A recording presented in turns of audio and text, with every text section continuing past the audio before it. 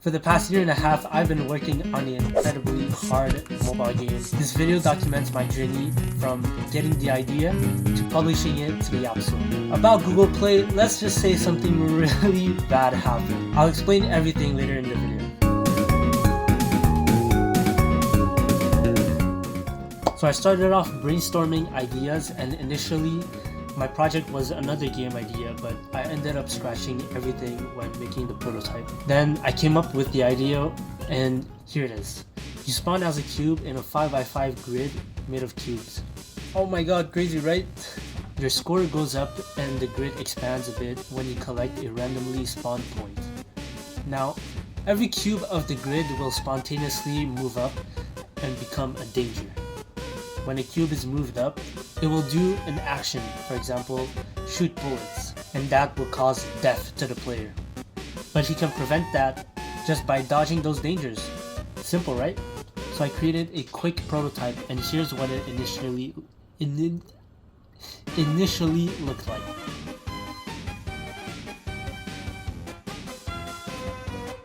Don't mind all the errors. The game is nice visually, but the game's kinda silent. So I just went on and made a quick game music and slapped it into my project.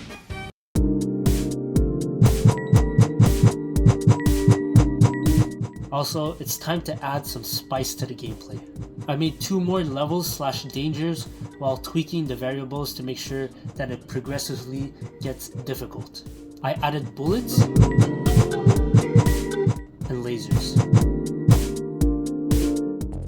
Then I added flamethrowers. I'll just say that it didn't go very smoothly. Oh, what the fuck? I tried doing it in a different way, but things got so messy to the point I have to color code the tiles to fix some stuff. I finally settled for those straight diagonal flamethrowers instead of those weird complicated shooting on the side of the things. You most probably question about the game name. If you were attentive, the first game titled was Carry the Chaos. Let me explain. At first, instead of having each level a single unique type of danger, I thought of like stacking the types of dangers throughout the levels. So like at level 2, there would be spikes and bullets. I quickly noticed that the gameplay would become way too hard quickly and messy. Then I changed the title to Swipe Dodge. It was okay, cause, you know, swipe to dodge, but swipe dodge, you know. But the name was plainly weird, so I opted for Dodge Floor. It's like dodgeball, but dodge floor, you dodge the floor. Kinda makes sense, kinda not, but you know, it sounds kinda cool. So I went on adding more levels, like spinning blades, still making sure that it gets progressively difficult.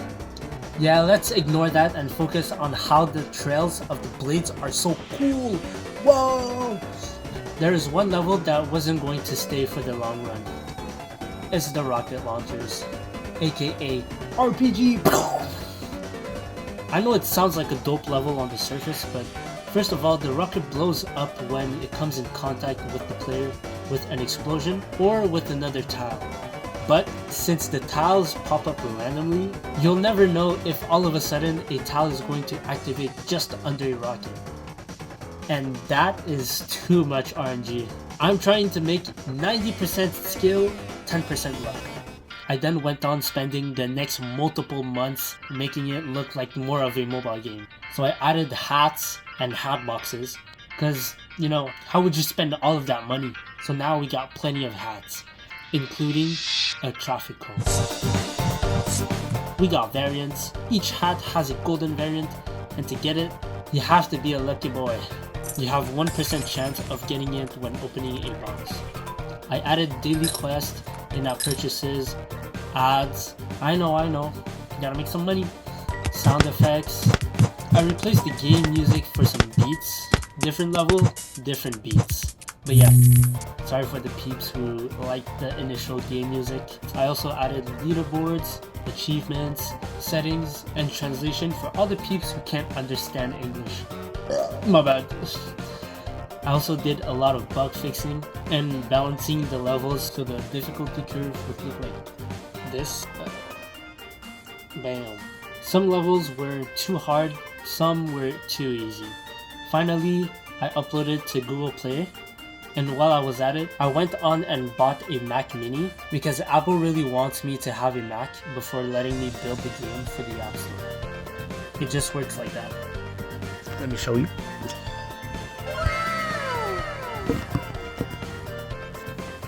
I spent like the next 2 months trying to upload Dodge Floor for iOS because of a stupid error I didn't know how to fix. It was complicated.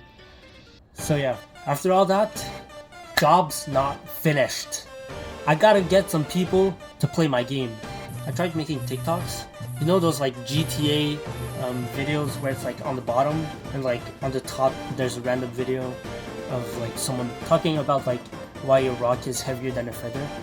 Oh, you got it bad. Yeah, I need to go outside and touch the spiky green hair that grows on the ground. You mean grass? Yeah, I'm cooked. But it didn't make many downloads though. I also tried TikTok ads.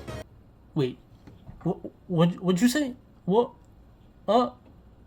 Oh, about the Google Play. Oh, I won't bore you with the useless details, but basically a thing called Gravite reached out to me, and this B word wanted me to upload a game under my developer account. Note that I take responsibility that I fell for this stupid scam. It is what it is. She was offering to pay me $50 per week if I accepted her offer. I did. And guess what happened? The code inside the game did something that doesn't respect Google's policy, so my account got terminated. I tried to appeal, but Google couldn't care less about me. Cool! About the ads, I ended up spending $250, and I got like 100 downloads and $2 back from the in-game ads from my game. Now very cool! So yeah, if you're lucky enough to have an iPhone or an iPad, please feel free to play my game Dodge Floor and put your dodging skills to the test.